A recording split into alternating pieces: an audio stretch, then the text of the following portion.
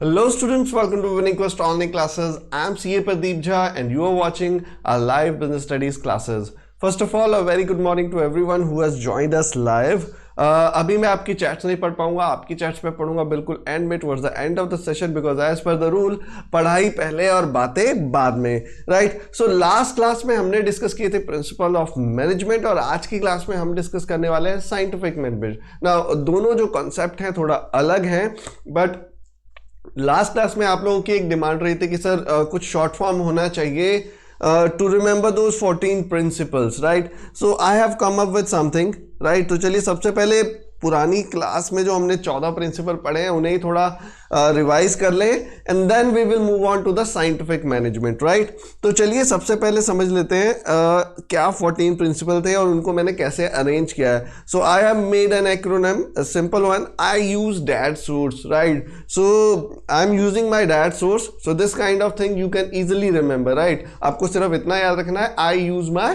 That source. Now I is initiative, then U is unity of command, S is subordination of individual interest, E is equity, D is division of work, A is authority and responsibility, D is discipline, then S is scalar chain, then again S is stability of personnel, O is order, U is unity of direction, R is remuneration, C is centralization and decentralization, E is spirit de crop. So basically this acronym you can easily remember. वैसे मुझे जहाँ तक लगता है कि जैसे जैसे आप इसको रिवाइज करोगे 14 प्रिंसिपल आपको खुद ब खुद याद हो जाएंगे, राइट? सो इतना कोई मुश्किल काम नहीं है, बट स्टिल एज यू से इन द लास्ट चैट आप लोगों ने बताया था कि आपको एक एक्रोनिम चाहिए to remember all those 14 principles. So I made this acronym. I don't know, इससे कुछ बेटर अगर आप बना सकते हो तो प्लीज मुझे कमेंट्स में बताइएगा. So it's basically I write it, I use dad's sources, right? So I use dad source.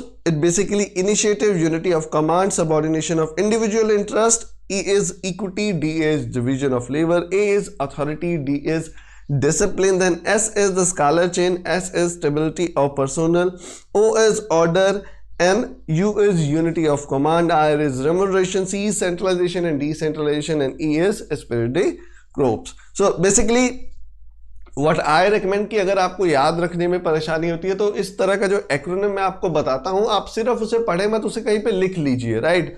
When you right something, right, इस तरह का एक्रोनिम अगर आप लिखते हो और जो मेन पॉइंट्स है उसको भी लिखते हो इस तरह से जैसे मैंने यहाँ पे ड्रॉ करके लिखा है, तो आपकी जो भूलने की प्रोबेबिलिटी है वो काफी कम हो जाती है. फिर ऐसा नहीं हो सकता है कि आप इसको बड़े आसानी से भूल जाओगे, right? So if you really want to remember everything, do write it, right? Because we do also have a photogenic kind of memory. बहुत से लोगों की photogenic memory होती है जिनमें क्या होता है कि कोई भी देखी हुई चीज, कोई भी जो चीज अपने हाथों से आपने लिखी है, right? Whenever you write something, right, it is different. आप कभी भी कुछ लिखते हो, दो चीजें लिखते हो, वो सेम नहीं होती. So it basically your mind remembers, right? So चलिए principles of management के बाद स्टडी कर लेते हैं what is scientific management. Earlier approach, right, principle of management की जो अप्रोच थी वो एडमिनिस्ट्रेटिव नेचर की थी. This is in about scientific applicability of management. Now पुरानी अप्रोच में हम बेसिकली डिस्कस कर रहे थे एडमिनिस्ट्रेशन पार्ट को. ये जो अप्रोच है इसमें basically this approach is being given by F W. Taylor who was himself an engineer, right? तो उसकी जो थिंकिंग थी, उसका जो थिंकिंग प्रोसेस था वो टोटली साइंटिफिक था, right? So in a scientific thinking what we do, we look for cause and effect relationships, right? हम क्या करते हैं, cause and effect relationship देखते हैं and we try to build on everything or based on that, right? So इसी तरीके से scientific management में यही हुआ है. And as he rightly said, scientific management means knowing exactly what you are meant to do and seeing them they do it in the best and the cheapest way. So basically it tells us कि आपको design करना है what you want from your man. मतलब आप क्या चाहते हो, आपके लोग क्या करें, right? First of all you need to plan that कि what you want to get, right? आपका आउटकम क्या होना चाहिए and then you should plan it so well कि जो आपकी आउटकम आए वो चीपेस्ट तरीके से आए, right? So this is what the scientific management is. Scientific management basically tells us you need to scientifically design each and every part right, to get the desired output. आपको हर चीज को scientifically इस तरीके से डिजाइन करना है कि जो आप आउटकम चाहते हो वो आपको मिले और वो चीपेस्ट तरीके से मिले। Now let's discuss few of the principles of scientific management. Now few of the principles are, first is science not rule of thumb. Now earlier days of industrial revolution, वहां पे क्या होता था कि रूल ऑफ थंब चलता था। Rule of thumb was, it was basically, rule of thumb का मतलब आप लगा लीजिए क्या था कि अगर कोई मैनेजर है, right, he used to take his decisions as per his judgment, right, he need not to drill down on anything. वो जो भी डिसीजंस लेते थे अपनी जजमेंट के बेस पे लेते थे, तो वो क्या कहलाता था, rule of thumb. Now rule of thumb was simply कि जो मैनेजर्स है, जो टॉप लेवल मैनेजमेंट है, वो क्या कर रही है, सिर्फ और सिर्फ अपनी जजमेंट के बेस पे डिसीजंस ले रही है। उनके जो डिसीजंस है उनकी कोई साइंटिफिक बैकिंग नहीं है, right. Now what Taylor said the best method to improve efficiency is to develop method through scientific studies and analysis. उसने बोला कि तुम जो डिसीजन ले रहे हो वो पर्सनल जजमेंट के बेस पे, रूल ऑफ थंब के बेस पे ले रहे हो, जो कि गलत है। आपको डिसीजन जो लेना चाहिए उसकी अप्रोच होनी चाहिए साइंटिफिक। अगर आपको किसी भी चीज पे डिसीजन लेना है तो सबसे पहले उस जॉब को आप छोटे छोटे टुकड़ों में डिवाइड कीजिए, उसको साइंटिफिकली एनालाइज कीजिए, देखिए कहां पे क्या कमी है, and then you back your decision with that, right. मतलब ही वॉज वेरी कीन कि आप जो भी काम कर रहे हो, राइट, उसको आप एक बार साइंटिफिकली एनालाइज करो, राइट। लेट्स से अगर आपको कोई नई मशीन जो है उसको लगाना है, आपको उस पर डिसीजन लेना है, तो आप ऐसा डिसीजन नहीं ले सकते कि हाँ ओके मुझे लग रहा है कि ठीक है इससे फायदा होगा। You need to do it scientifically. When you do it scientifically, you will see कि अगर आप उस मशीन को लगा दोगे तो उसके क्या क्या इम्प्लीकेशन होंगे, कौन कौन से प्रोसेस है जिनको बदलना पड़ेगा, क्या क्या चीजें इंप्रूव होंगी, क्या क्या चीजें हार्म होंगी, कितनी ट्रेनिंग चाहिए, राइट। क्या नए वर्कर्स, वो पुराने वर्कर्स जो नई मशीन आएगी उसको चला पाएंगे, उनको अलग से ट्रेनिंग देनी पड़ेगी। ट्रेनिंग का खर्चा कितना आएगा, कितना टाइम लगेगा ट्रेनिंग, मशीन इंस्टॉल करने के लिए क्या पुरानी मशीन को जब निकालेंगे तब उतने दिन हमारी प्रोडक्शन बंद हो जाएगी। नाउ दीज एवरीथिंग, हर चीज को छोटे छोटे हिस्सों में तोड़ के उसको साइंटिफिकली जब आप एनालाइज करके डिसीजन लोगे, that we call scientific decision, not rule of thumb. Rule of thumb is basically managers को लगा कि नहीं ये ठीक है तो उन्होंने अप्लाई कर दिया, that is kind of personal judgement. Now then is the harmony not discord. So basically industrial revolution उस टाइम पे क्या था कि जो भी मैनेजर्स थे वो अपनी पर्सनल जजमेंट्स के बेस पे ही अपनी फैक्ट्रीज को चलाते थे। फैक्ट्री ओनर्स जो है उनका अच्छा रिलेशन नहीं था with the workers, right. I am talking about the industrial revolution के टाइम की बात हो रही है। उस टाइम पे वर्कर्स को इतनी इंपॉर्टेंस नहीं दी जाती थी, उन्हें सिर्फ इसी तरीके से समझा जाता था कि या this is just a labour force जिससे हमें काम निकलवाना है, that's it, right, and we are paying them, हमें उससे काम निकलवाना है। तो इस तरह की मेंटेलिटी रहती थी। लेबर्स को या वर्कर्स को जो इंपॉर्टेंस है वो बिल्कुल भी नहीं थी। So at that time the tailor said कि a prosperity of an employer cannot exist for a long time unless accompanied by the prosperity of the employee. So अगर आपके एम्प्लॉयज खुश नहीं है तो एक एम्प्लॉयर भी ज्यादा देर तक खुश नहीं रह सकता। होगा क्या, over the time the good employees will leave, right, every employee will leave, और उसमें रोटेशन बहुत ज्यादा होती रहेगी, कुछ भी स्पेशलाइजेशन डेवलप नहीं हो पाएगी, right. You will and up paying more and more on training, right. और आपकी जो एम्प्लॉय है डाउन द लाइन, क्योंकि हर एक्सपीरियंस्ड एम्प्लॉय निकले जा रहा है, उससे क्या होगा, जितने भी एक्सपीरियंस एम्प्लॉयज हैं वो सारे निकल जाएंगे, और जो नए एम्प्लॉयज हैं वो उस तरह की एफिशिएंटली काम नहीं कर पाएंगे। So basically the prosperity of an organisation depend upon its employee. This is the reason the big employers, the big names even today do not let their employees go, right. So there should be harmony between the management and the workers. So जो management है और workers हैं उनके बीच में कोई collision नहीं होना चाहिए, right? Earlier in the industrial revolution period होता क्या था कि workers और managers के बीच में काफी क्या चलता रहती थी, नोक-झोंक चलती रहती थी, war चलती रहती थी, कभी कुछ ना कुछ strike हो रहा है, कुछ ना कुछ चले जा रहा है। So ये सब चीजें चलती रहती थी, और जब उस टाइम पे टेलर ने ये चीज बताया कि नहीं, आपको एम्प्लॉयज के साथ ग्रो करना है, आप अलग से ग्रो नहीं कर सकते। ऐसा नहीं हो सकता कि आप ग्रो करो और एम्प्लॉयज वहीं पड़े रहे, राइट। So this can not happen. आपको उनको भी बेनिफिट देना पड़ेगा. If you are making some money you should also give them bonuses, right. आप लोगों ने देखा होगा there some diamond merchants who is giving cars, right. वो दिवाली पे कार देते हैं. You see his track record, nobody leaves his organisation, right. Why? Because he is sharing his profits with the employees, because employees से organisation build होती है, right. अगर आपके पास अच्छे एम्प्लॉयज हैं जो आपके साथ टिके रहते हैं, you earn more, right. If somebody is paying you ₹1,00,000, just imagine he must be earning more than that, right. सो अगर आप उससे ज्यादा कमा रहे हैं तो उसमें से थोड़ा हिस्सा तो उस एम्प्लॉय को देना बनता है. सो there should be some harmony, there should always be a harmony between management and workers. दूसरा, आप अकेले ग्रो नहीं कर सकते, आपको अपने एम्प्लॉयज को भी साथ ग्रो करना पड़ेगा. कुछ ना कुछ जो गेन्स हैं और जो आप प्रॉफिट्स कमा रहे हो उसका कुछ हिस्सा एज अ बोनस और एज अ इंसेंटिव आपको देना चाहिए टू योर एम्प्लॉयज, ताकि वो आपके साथ बने रहे. Then this was also regarded as the mental revolution. इसको मेंटल रेवोल्यूशन इसलिए बोलते हैं बिकॉज इंडस्ट्रियल रेवोल्यूशन के टाइम पे, उस टाइम पे ऐसी थिंकिंग जो थी वो काफी माइंड चेंजिंग थी, right. So it is also called as mental revolution. Then comes cooperation and individualism.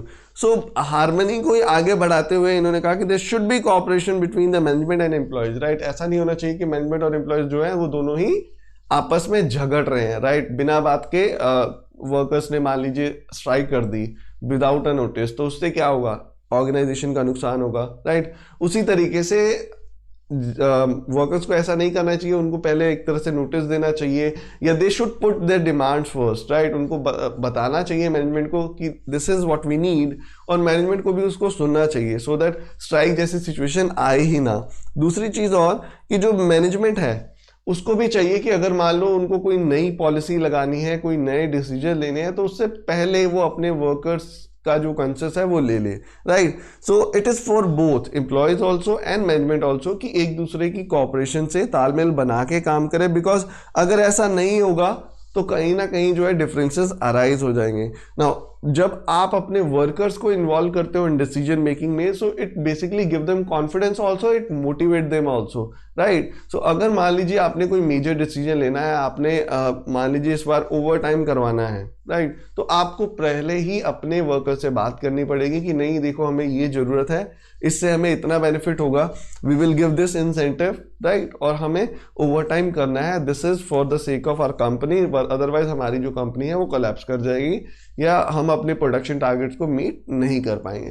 तो इस तरह से पहले ही अगर आप डिस्कस कर लोगे अपने एम्प्लॉयज के साथ, तो कोई भी जो डिफरेंसेस हैं वो अराइज नहीं होंगे. जो भी कंस्ट्रक्टिव सजेशंस आए वर्कर्स के साथ की तरफ से, उनको सुनना भी बहुत जरूरी है, right. If a worker is saying कि see this machine is not doing good, right, इसमें कुछ प्रॉब्लम है, तो आपको सुनना पड़ेगा, राइट, आपको उसको फिक्स कराना पड़ेगा. उसी तरीके से अगर मान लीजिए वर्कर की कोई और प्रॉब्लम है, राइट, तो वो सारी चीजें भी आपको देखनी पड़ेंगी. There should be two way communication, there should be some cooperation, right. मैंने आपको पहले भी बताया था cooperation is basically when both of the parties listen to each other, right. दोनों आपस में एक तालमेल बना के चलते हैं. जब जरूरत है मैनेजमेंट को तो वर्कर्स साथ दे रहे हैं, और जब वर्कर्स को जरूरत है तो मैनेजमेंट साथ दे रही है. This kind of scene should be in an organization prevail.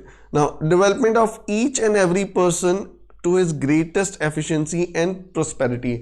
Now employees से ही ऑर्गेनाइजेशंस है. Employees should scientifically be selected and work should be assigned based on the capabilities.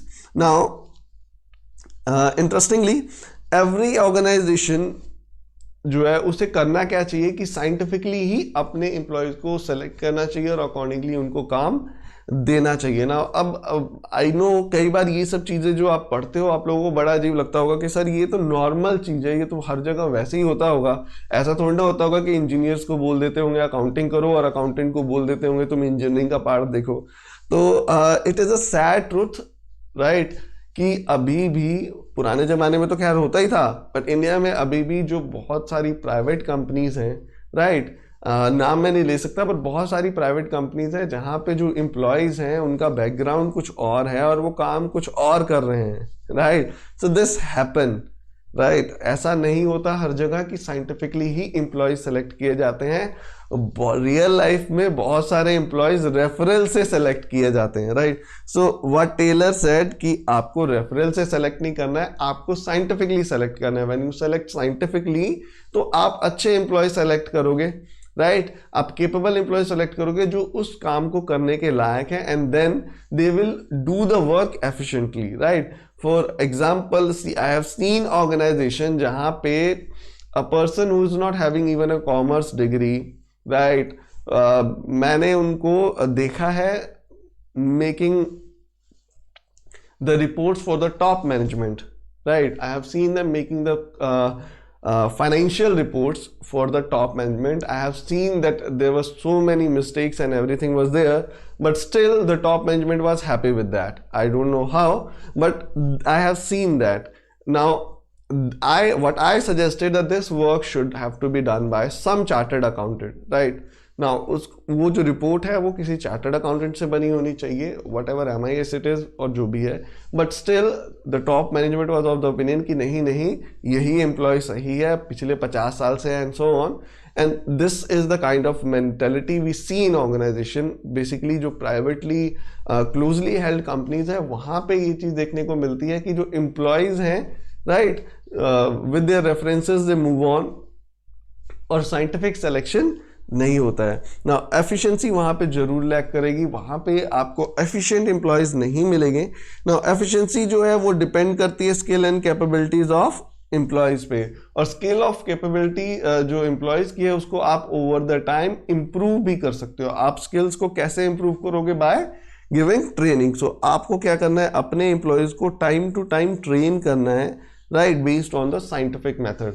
When I से साइंटिफिक मेथड तो आपको देखना पड़ेगा कि कहाँ पे ट्रेनिंग की जरूरत है. फॉर एग्जांपल आपकी प्रोडक्शन है, आप प्रोडक्शन में देखिए कि किस प्रोसेस में प्रॉब्लम हो रही है. मान लीजिए अगर असेंबली में ज़्यादा टाइम लग रहा है, जितना लगना चाहिए उससे ज़्यादा, तो आपको असेंबली पार्ट पे ट्रेनिंग देने की ज़रूरत है. Now this is what we say scientific method. जब भी यहाँ पे कुछ साइंटिफिक चीज़ की बात होगी तो इट इज़ बेसिकली हर चीज़ को टुकड़ों टुकड़ों में तोड़ के आप देखिए कि किस चीज़ में कमी है, you analyze it and then you improve it. This is what we said about the 4 principles of scientific management. First is you need to adopt science, not the rule of thumb. Rule of thumb मैं आपको बता चुका हूँ कि क्या होता है. Harmony होनी चाहिए between the employees and the employer. Then there should be some cooperation. Individualism should not be there. Then is development of each and every employee, right? चलिए इसके बाद हम डिस्कस करते हैं techniques of scientific management. Now this is very much important, right? So कुछ techniques है, 4 techniques which are being given by Taylor. First is functional foremanship, right? So this was something very new at that time, right? ये उस time पे बहुत ही नई चीज़ थी, जिस time पे एक ही फोरमैन जो है वो सारी फ्लोर को फोर्स ही करता था, right? So what he said कि बेसिकली जो division of work and specialization है उसी को उसने एक्सटेंड किया. एंड ही सेड कि improving supervision at the shop floor by putting worker under the 8 specialist foreman. So उसने बताया कि बेसिकली जो फोरमैन है आपके एक नहीं होना चाहिए, बेसिकली आपको 8 स्पेशलिस्ट फोरमैन चाहिए. what he analyzed कि everyone has different capabilities, right? If somebody can plan, he can certainly cannot execute it well. If somebody can execute it well, he can certainly not plan well. So her person के अंदर क्या होता है कि कुछ ना कुछ कमियां होती हैं, कुछ ना कुछ खूबियां होती हैं, बट एक पर्सन के अंदर सभी चीज़ें हो जाएं, मतलब लगा लीजिए कि वो हमारे ब्रह्मा जी बन जाएं, अलग अलग हाथ, 5-6 हाथ हैं, हर तरह का स्किल है, तो ऐसी चीज़ें नहीं हो सकती, राइट? प्रैक्टिकल लाइफ में ऐसा नहीं होता कि a person knows everything and उसके अंदर सारे स्किल्स हों. So what he suggested it कि every skill should be subdivided. आप हर स्किल को अलग अलग डिवाइड कर दीजिए एंड देन उस स्किल में जो बंदा प्रोफिशिएंट है उसे उस चीज़ का काम दे दो, राइट? सो बेसिकली ही डिवाइडेड कि फैक्ट्री मैनेजर के नीचे एक तरह से 8 फोरमैन होने चाहिए. फर्स्ट पार्ट 2 तरीके से उसने डिवाइड कर दिया. This is what he divided as planning, this is execution, और आप कह लीजिए इम्प्लीमेंटेशन, राइट? सो जो प्लानिंग पार्ट है उसमें इसने क्या किया है, सबसे पहले इसने डिवाइड किया है instruction card clerk, then is the route clerk, then is the time cost and then disciplinarian. So basically जो प्लानिंग पार्ट है उसमें हमारे पास ये 4 क्लर्क होंगे जिनके नीचे वर्कर्स काम करेंगे। And then in the production part gang boss, repair boss, inspector and speed boss, ये जो हैं ये भी इन्हीं वर्कर्स को ऑपरेट करेंगे, right. So how this works, first is role of the foreman under planning in-charge. Now planning in-charge के अंदर क्या क्या आता है, सबसे पहले आता है instruction card clerk. Now instruction card clerk is basically who provide you the instruction how to work, right? For example, मान लीजिए instruction card clerk क्या है, instruction card clerk वो है जो आपको बताता है कि this is your task. Let's say कि simply अगर एक फैक्ट्री में हाथ से पैकिंग हो रही है तो इंस्ट्रक्शन कार्ड क्लर्क एक सेट ऑफ इंस्ट्रक्शन देगा कि this is the conveyor belt, इस पे ऐसे सामान चल रहा है, आपको उठाना है, यहाँ पे रखना है, यहाँ से आपने टेप लेनी है, उसको चिपकाना है, फिर आपको अगेन दूसरे कन्वेयर बेल्ट पे लिख देना है, फिर दूसरा सामान आएगा रखना है, तो इसी तरीके से टेप लगानी। तो यही इंस्ट्रक्शन जो होती है वो एक इंस्ट्रक्शन कार्ड क्लर्क देता है कि बेसिकली आपको काम कैसे करना है, right, what should be the best way to do it, right. Then is a route clerk. Now route clerk specify the routes of production, how the production should move on, क्या चीज़ पहले होनी चाहिए, क्या चीज़ बाद में होनी चाहिए। For example you have seen, आप लोगों ने बहुत सारी वीडियोस भी देखे होंगे जिनमें दिखाते हैं कि ऑटोमेटेड कार्स कैसे बनती हैं, राइट, ऑटोमेटिकली कैसे रोबोट्स कार को असेंबल करते हैं, अलग अलग पार्ट्स अपने आप ही वो रोबोट्स जोड़ देते हैं, टायर्स ये एंड ऑल, कैसे असेंबली लाइन में काम होता है।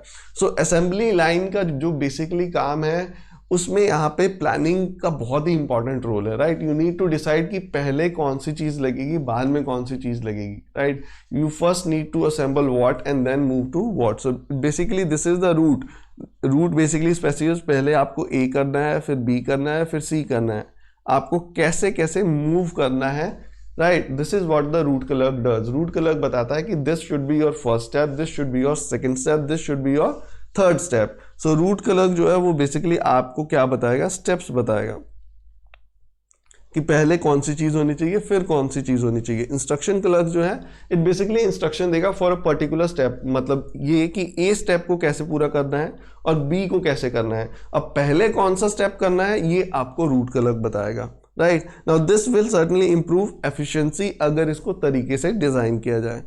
Then is the time cost and clerk. So time cost prepare basically time clerk जो है वो आपके टाइम शीट और कॉस्ट शीट बनाता है, किस काम को कितना टाइम लगना चाहिए और कितनी उसकी कॉस्ट होनी चाहिए। Then is the disciplinary, it basically ensures discipline, right? So this is basically related to the planning part. ये execution level पे नहीं है, ये सिर्फ क्या है, प्लानिंग लेवल पे है। उसके बाद आता है role of foreman under the production in-charge. मतलब ये है कि अगर प्रोडक्शन इंचार्ज के अंदर जो जो क्लर्क्स आएंगे उनके क्या क्या रोल हैं।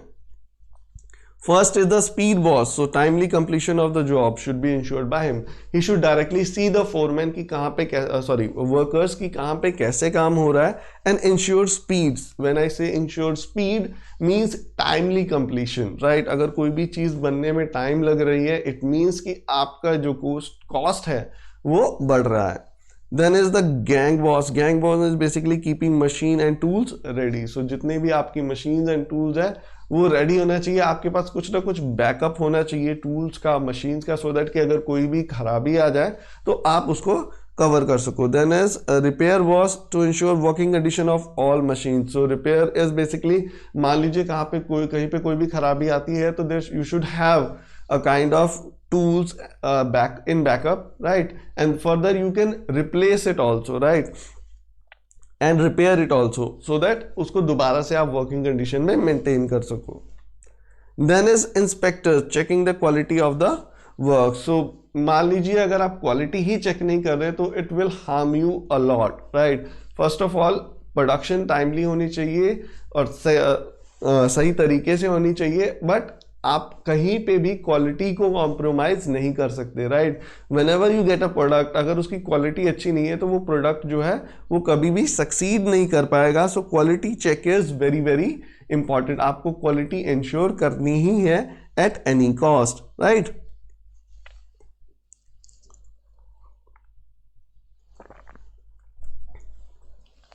Then comes standardization and simplification of the work. Now this is pretty much simpler, I guess हमने ये पहले भी डिस्कस किया हुआ है थोड़ा सा. Now what is standardization and simplification? Now standardization basically means आपको हर चीज का एक स्टैंडर्ड बनाना है, right? When I say standard, it means कि basically अगर मान लीजिए आप कोई यूनिट बना रहे हैं, राइट, और आपने एक स्टैंडर्ड सेट कर दिया है कि उसकी कटिंग होनी चाहिए लेट्स से दिस लेंथ की, तो दिस इज द स्टैंडर्ड. आपके जितने भी यूनिट हैं वो सारे इसी लेंथ में होने चाहिए. Let's say this is a Lenovo pen.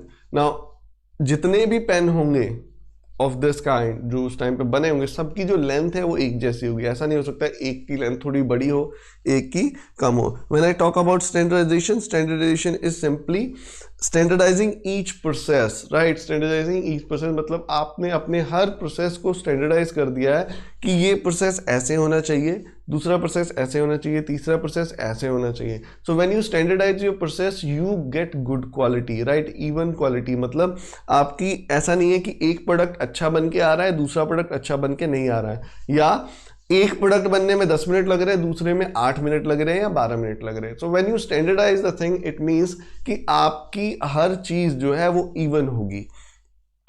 This ensure excellent and uniform quality, right. इससे क्या होगा कि जो आपकी क्वालिटी है वो अच्छी होगी, राइट, और एक जो यूनिफॉर्मिटी है वो बनी रहेगी.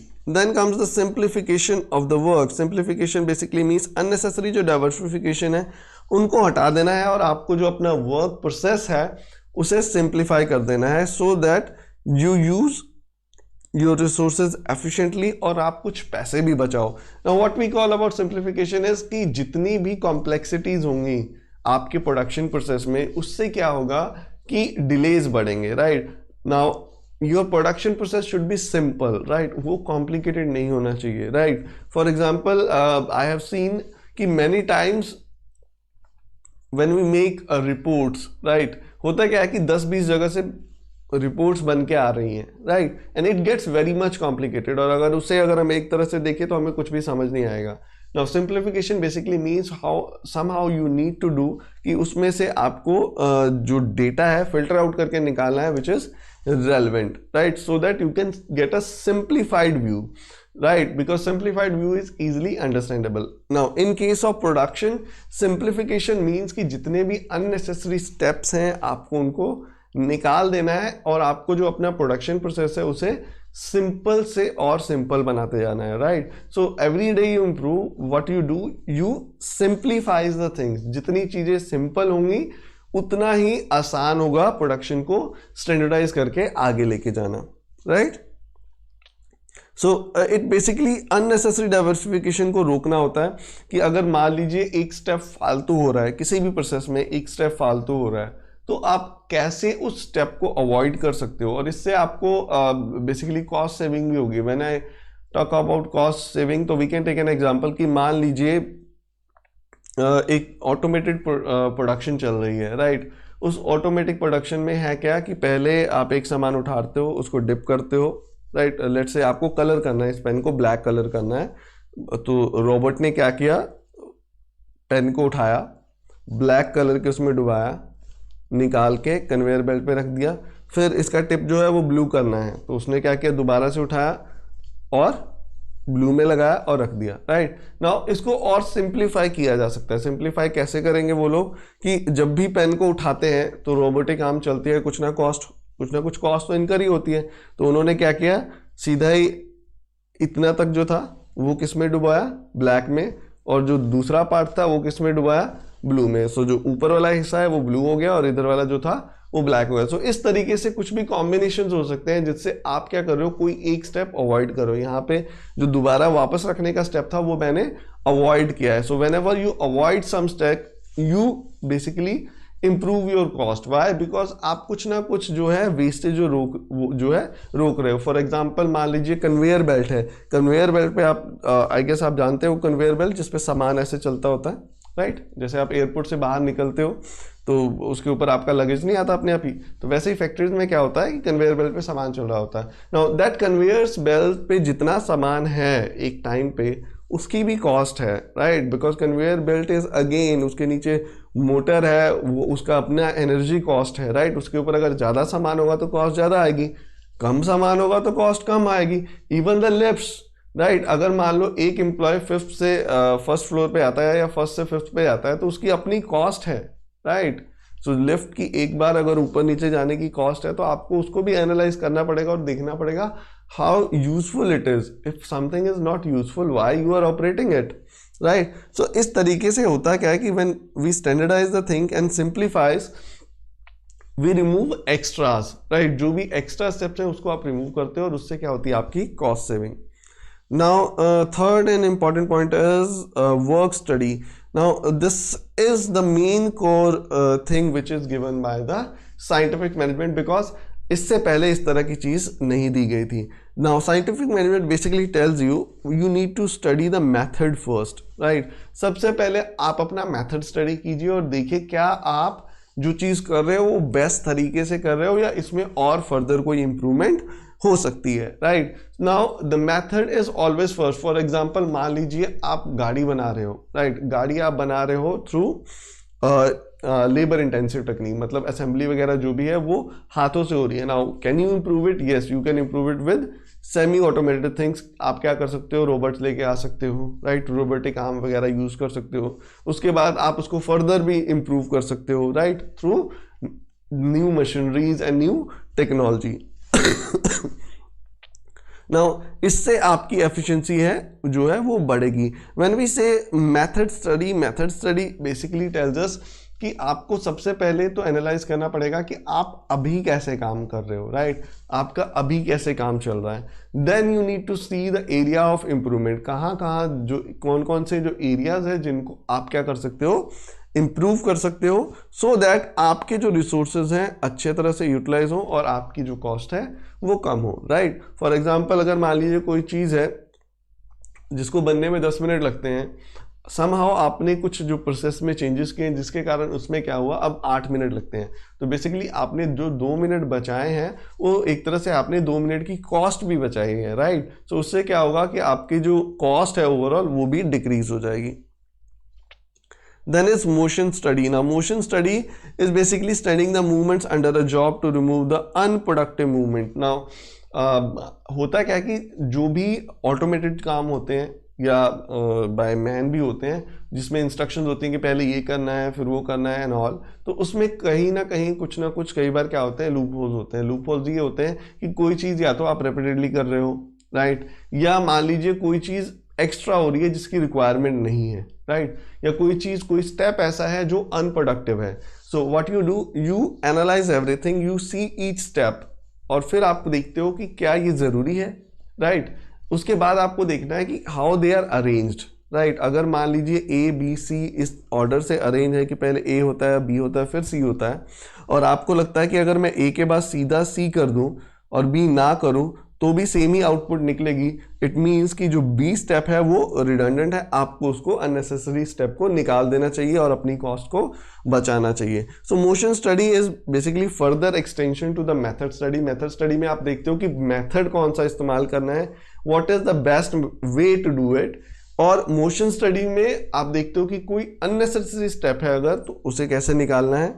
In time study basically you set the standard time, आप देखते हो कि एक काम करने के लिए जो स्टैंडर्ड टाइम है वो कितना होना चाहिए, और अगर कोई चीज़ जो है वो स्टैंडर्डाइज टाइम के बाहर जा रही है तो उसको कैसे इम्प्रूव करना है, राइट। इससे आप इंसेंटिव ऑफ पेनल्टीज भी फिक्स करते हो, राइट। अगर मान लीजिए कोई वर्कर है वो स्टैंडर्ड टाइम के अंदर काम कर रहा है, राइट, स्टैंडर्ड टाइम से पहले अच्छा काम करके दे रहा है तो यू गिव हिम इंसेंटिव। अगर कोई स्टैंडर्ड टाइम से भी ज़्यादा टाइम ले रहा है it means he is a inefficient person, आपको क्या करना है वहाँ पे उसको ट्रेनिंग देनी है and you can penalize also, right. So this help in analyzing the man power requirement as well as the production plan. अब अगर आप स्टैंडर्ड टाइम आपको पता है, राइट, लेट्स से कि आपको पता है कि स्टैंडर्ड टाइम है 1 आवर किसी चीज़ की प्रोडक्शन का, राइट, और आपको एक दिन में 10 यूनिट चाहिए, तो बेसिकली आपको क्या करना पड़ेगा, 10 घंटे काम करना पड़ेगा। सो बेसिकली 8 + 2 आपको 2 घंटे की ओवर टाइम की रिक्वायरमेंट है, right. So this is somehow you come to know about the production plan also, right, कि कैसे मैन पावर प्लान ऑल्सो, कि कैसे आपको कितनी मैन पावर चाहिए to achieve your production goals. Then is the fatigue study. Now fatigue study is basically कि you studied the motion, you studied the time, कि आपको कितना टाइम काम करना है. Now आपने निकाल लिया कि 10 घंटे काम करना है तो हो जाएगा. Now there should be some breaks also, right? Everybody cannot work in a stretch, right? कोई भी पर्सन जो है वो एक साथ लंबे टाइम तक काम नहीं कर सकता. और अगर मान लीजिए उसने 1-2 दिन कर भी लिया तो उसके बाद क्या होगी, उसकी जो कैपेसिटी है काम करने की वो डिक्लाइन कर जाएगी, वो अच्छे से काम नहीं कर पाएगा, right. So one can not work for long hours without breaks and even if it does, उसकी जो एफिशिएंसी है, जो कैपेसिटी है वो कम हो जाएगी. सो फैटीग स्टडी टेल अस कि कितना आपको रेस्ट देना है और कितनी कितनी देर बाद देना है. सो बेसिकली इसमें हम डिसाइड करते हैं कि जो ब्रेक्स हैं वो कितनी बड़ी होनी चाहिए और कब कब होनी चाहिए, कब कब उनका टाइम होना चाहिए, right. So in a typical factory वहाँ पे क्या होता है कि टाइम शेड्यूल गिवन होता है कि हाँ this would be the lunch break, this will be the tea break, this would be the snack break. तो इस तरीके से अलग अलग हिस्से में जो ब्रेक्स है वो डिवाइडेड होती हैं. Then is the differential piece wage system. Now differential piece wage system is basically कि आपको अपने एफिशिएंट और इनएफिशिएंट वर्कर्स को अलग रखना है, राइट. इट सेज कि बेसिकली आप you use a piece-based plan. Piece-based plan is basically you are paying your workers based on their production. So let's say आपका production standard है 1000 units and if A produce anything which is equal to or greater than 1000 units तो उसको मिलेगा ₹5 per piece, right. और वहीं अगर कि A की प्रोडक्शन जो है वो 1000 यूनिट से कम होती है तो उसको इसी चीज का जो वेज मिलेगा वो मिलेगा 4 per piece, right. So this is what we call differential piece rate system. Now differential piece rate system होता क्या है कि आप जो वेज दे रहे हो वो वेरी कर रहा है as per the production he has achieved. मतलब ये कि अगर उसने स्टैंडर्ड प्रोडक्शन अचीव कर रही है तो आप उसको अच्छा रेट दे रहे हो. अगर आप स्टैंडर्ड प्रोडक्शन नहीं अचीव कर पा रहे तो आपको कम रेट मिल रहा है, राइट. तो यहाँ पे अगर मान लीजिए स्टैंडर्ड है 1000 यूनिट और कोई भी वर्कर है लेट्स से ए, वो 1000 या उससे ज़्यादा यूनिट बनाता है तो ₹5 पर पीस मिलेगा. वहीं अगर कम बनाता है तो उसे क्या मिलेगा, ₹4 per piece. Now what is Taylor said कि इस तरीके के पीस रेट सिस्टम से होगा क्या कि he will feel motivated, right. यहाँ पे ₹1 एक्स्ट्रा मिल रहा है, ओवरऑल इसका 5000 का फर्क आ जाएगा, right. So he will feel motivated to work towards the right increased pieces, right. वो क्या करेगा, हर एफर्ट करेगा कि ज्यादा से ज्यादा जो है वो प्रोडक्शन को अचीव कर सके. Now this is basically setting out different piece rate for the workers who are achieving standard output and who are not achieving standard output. मतलब ये कि जो अचीव करे स्टैंडर्ड आउटपुट उनके लिए रेट अलग है, जो स्टैंडर्ड आउटपुट नहीं अचीव कर पा रहे उनके लिए रेट अलग है. Now differentiate efficient and inefficient workers. तो इससे आप क्या करोगे, अपने एफिशिएंट और इनएफिशिएंट वर्कर्स को भी कैटेगराइज कर सकते हो. आप देख सकते हो किनको ज्यादा ट्रेनिंग की जरूरत है, किनको कम ट्रेनिंग की जरूरत है. इसमें आपने एफिशिएंट्स को रिवार्ड भी दे दिया, राइट. उनको अच्छा पीस रेट मिला है, it is being rewarded, they will feel motivated. और जिन्होंने कम प्रोडक्शन किया है they will also feel motivated कि नहीं अगली बार उनको क्या करना है, एक्स्ट्रा. बेसिकली उन्होंने ये एक अपॉर्चुनिटी लूज कर दी तो वो क्या कोशिश करेंगे कि अगली बार जो है स्टैंडर्ड आउटपुट को वो अचीव करे सो दैट उनको भी इंक्रीज पीस रेट मिले. And there can be various standard. हम ऐसे भी कर सकते हैं कि अगर 1100 यूनिट से ऊपर अगर कोई बनाएगा तो हम इसको 6 कर देंगे, राइट. 6 पर यूनिट कर देंगे अगर किसी ने 1100 यूनिट से ऊपर बनाया, right. And this kind of thing can be done, right. तो मल्टीपल स्टैंडर्ड सेट हो सकते हैं अलग अलग प्रोडक्शन के बेस पे कि हाँ इतनी इतनी अगर आपने प्रोडक्शन की है तो ये रेट होगा, ठीक है. So this was all about the scientific management. I guess we can take the doubts now.